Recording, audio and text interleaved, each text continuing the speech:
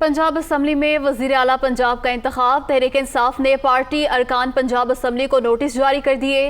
वज़ीर आला पंजाब के इंतखाब में पार्टी उम्मीदवार परवेज़ इलाही को वोट देने का पाबंद कर दिया गया।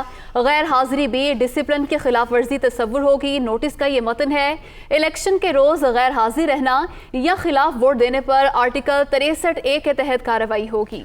नोटिस का मतन आपके साथ शेयर कर रहे हैं। वज़ीर आला पंजाब के इंतखाब में पार्टी उम्मीदवार परवेज़ इलाही को वोट देने का पाबंद होगा। इस नोटिस के मुताबिक तफसीलात जान लेते हैं। हमारे नुमाइंदे लियाकत अंसारी हमारे साथ मौजूद है। लियाकत, बताएगा मजीद क्या कहा गया है इस नोटिस में? जी बिल्कुल, वज़ीर आला पंजाब के इंतखाब के पेश नज़र तहरीक इंसाफ ने पार्टी अरकान असेंबली को जो है वो नोटिस जारी कर दिए हैं और कहा है कि वज़ीर आला पंजाब के इंतखाब में पार्टी उम्मीदवार चौधरी परवेज़ इलाही को वोट दिया जाए। ये भी इंतबाह किया गया कि गैर हाजिरी या खिलाफ वोट देने पर आइन के आर्टिकल 63A के तहत कार्रवाई की जाएगी।